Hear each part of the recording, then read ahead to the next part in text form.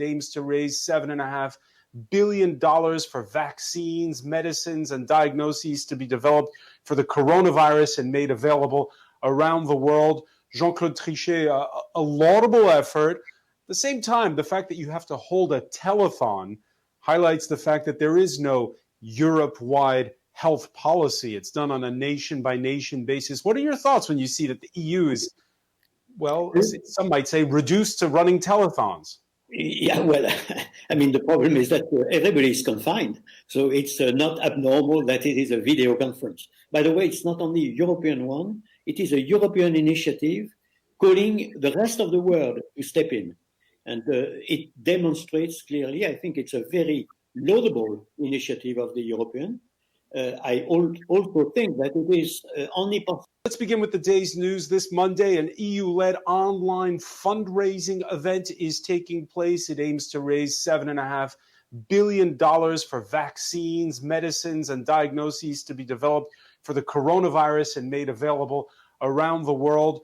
Jean-Claude Trichet, a laudable effort. At the same time, the fact that you have to hold a telethon highlights the fact that there is no Europe-wide health policy. It's done on a nation-by-nation basis. What are your thoughts when you see that the EU is, well, some might say, reduced to running telethons? Yeah, well, I mean, the problem is that everybody is confined. So it's not abnormal that it is a video conference. By the way, it's not only a European one. It is a European initiative calling the rest of the world to step in. And it demonstrates clearly, I think it's a very laudable initiative of the European.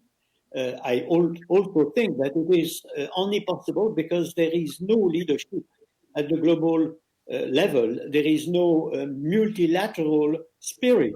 And we are living in a world which I have to say is very much out of Europe, a world of national populism all over the world, frankly speaking, including the major emerging economies. When you look at India, when you look at Russia, when you look at Turkey, Brazil, you see the same kind of national populism, which is not keen on, I would say, global multilateral management, which is very, very dramatically lacking at the present moment. Yanis Varoufakis, you agree that this is a sign of strength, the European Union trying to step into the vacuum and do something on a planetary scale? My sentiments are closer to the... We know, and Jean-Claude Trichet is quite right, that there is a vacuum of political leadership, a very deliberate vacuum of political leadership. In my view, it's a reaction to globalization, the rise of nationalism as policy, which is so absolutely damaging to the health of the European economy. So, Jean-Claude Trichet, what's the key to avoiding a repeat of some of the mistakes of 2008? First of all, I think we should not confuse the financing of the medicine and the vaccine to fight against the virus and the general mobilization of fiscal weaponry and monetary weaponry in order to cope with the real economic crisis and the financial crisis, which is looming and creates a lot of hardship for our fellow citizens. You have two things. I praise Europe for the initiative which has been taken when the US is mute, when China is mute, and then we say, let's find out 7.5 billion euros to finance the vaccine and to finance the medicine. I think we should, the three of us should praise Europe for taking this initiative.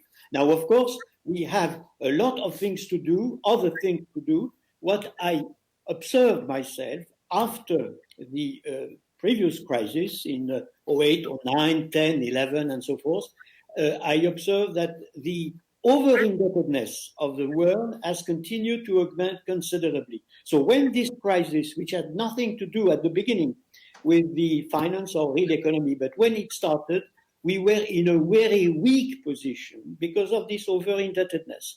And we have certainly in the future to have a better understanding of what we need, all of you. But again, on Europe, don't forget, Europe is not under the hands of national populist leaders. On the contrary, it calls for multilaterally multilateralism being effective and efficient.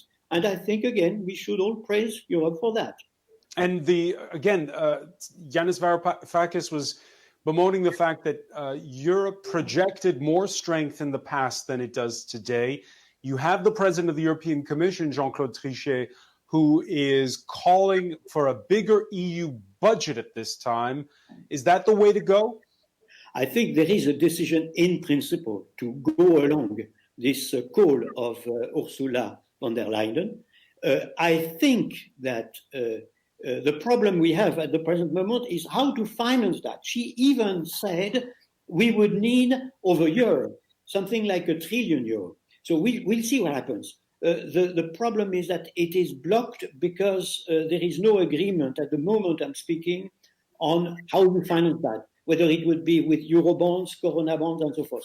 I am personally in favor of the Eurobonds because it goes in the direction of a more federal Europe, which we are badly in need of, in my opinion.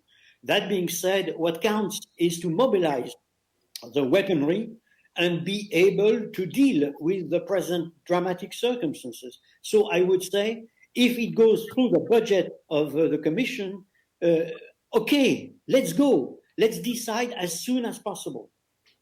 So I would also agree, and I would praise the European Union for this initiative. Indeed, I would go further and do something unusual for me, and I would praise President Macron for recently saying, and part of the reason, and here again I have to agree with Mr. Trichet, that actually, European convergence and integration is, in my view, really important from the perspective of challenging the global dollar system, which is so unfair and so unbalances the global economy. Before I turn to Yanis Varoufakis, Jean-Claude Trichet, a word on that. As a former president of the European Central Bank, should the leadership of the dollar be challenged, particularly when it comes right now with what we're seeing on commodity markets, with most notably the price of oil going through the floor? So the main problem with the dollar, of course, is very much that it is utilized often as a political weapon.